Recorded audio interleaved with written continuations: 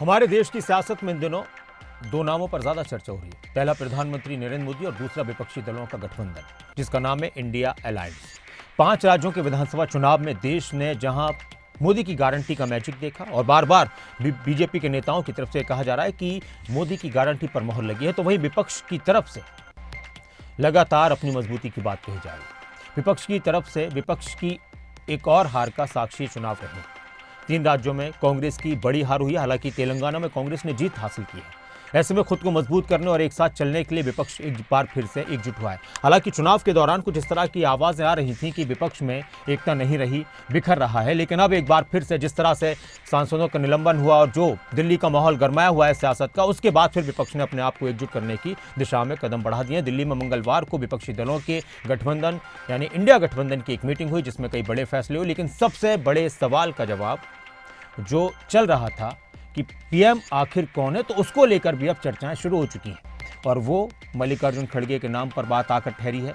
ममता बनर्जी ने उनका प्रस्ताव पेश किया, अरविंद केजरीवाल ने उसका समर्थन किया है। अब आने वाले वक्त में और क्या कुछ नाम निकलकर सामने आते हैं, क्या चेहरा हो सकता है मल्लिकार्जुन खड़गे का, ये भी एक बड़ा सवाल है। रिपोर्ट दी।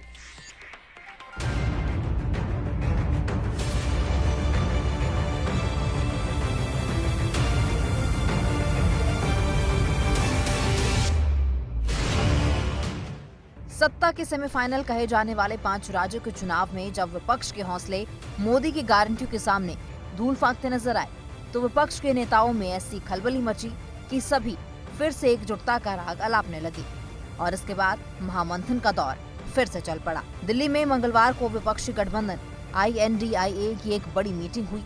इसमें विपक्ष के वो नेता भी पहुंचे जो 5 राज्यों के विधानसभा चुनाव में कांग्रेस के रवैये से खफा थे। लेकिन मोदी को हराने के लिए विपक्षी नेताओं ने सब कुछ भुलाकर फिर से एकजुटता दिखाने का प्रयास किया और कई घंटों तक 2024 को लेकर रणनीति बनाई गई। इस बैठक में 28 पार्टियों के नेता शामिल थे। सीट शेयरिंग, मास कॉन्टैक्ट प्रोग्राम 20 दिन के अंदर सब शुरू। विपक्षी गठबंधन INDIA की ये चौथी बैठक थी, जिसमें कई अहम मुद्दों पर चर्चा हुई और कई अहम फैसले भी लिए गए।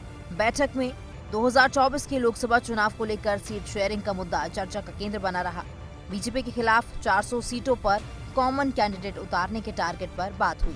इसके साथ ही मीटिंग में INDIA के कोऑर्डिनेटर के नाम पर चर्चा हुई। बैठक में रणनीति बनाई गई कि बीजेपी के सनातन और भगवा जैसे मुद्दों के जवाब में वो किन मुद्दों को लेकर जनता के बीच जाएं। वहीं सदन के सांसदों के निलंबन पर बैठक में लोकसभा और राज्यसभा में 141 सांसदों के निलंबन पर चर्चा हुई। विपक्षी दलों ने सांसदों की सस्पेंशन की निंदा की।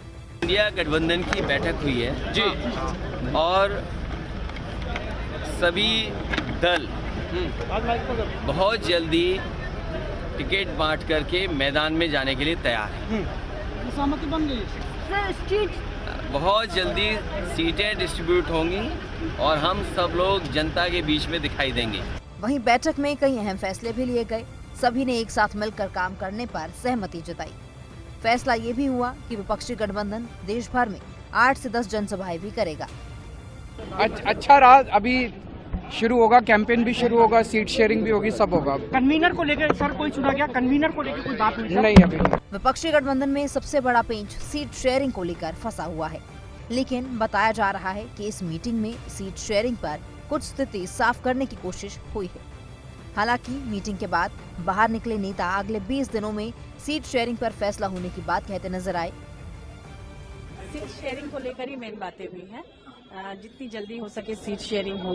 कुछ लोग चाह रहे थे कि 1 जनवरी के पहले ही सीट शेयरिंग हो जाए ताकि लोग तैयारी कर सके, और बाकी प्राइम मिनिस्टर कैंडिडेट वगैरह को लेकर भी चर्चाएं हुई हैं। लेकिन कोई फाइनल डिसीजन अभी नहीं हुआ है।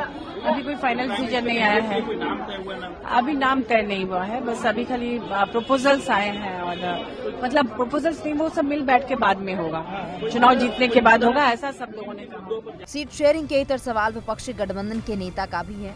आखिर विपक्ष में प्रधानमंत्री नरेंद्र मोदी को टक्कर देने के लिए कौन सा चेहरा होगा, ये भी एक बड़ा सवाल है। बताया ये भी जा रहा है कि मीटिंग में इसको लेकर भी बात हुई है और पश्चिम बंगाल की मुख्यमंत्री ममता बनर्जी ने खड़गे को पीएम उम्मीदवार बनाने का प्रस्ताव रखा। हालांकि जब खड़गे मीटिंग के बाद प्रेस कॉन्फ्रेंस कर रहे थे, तो वो कहते नजर आए कि पहले सीट शेयरिंग और चुनाव जीतने पर जोर होगा, उसके बाद पीएम उम्मीदवार की बात होगी।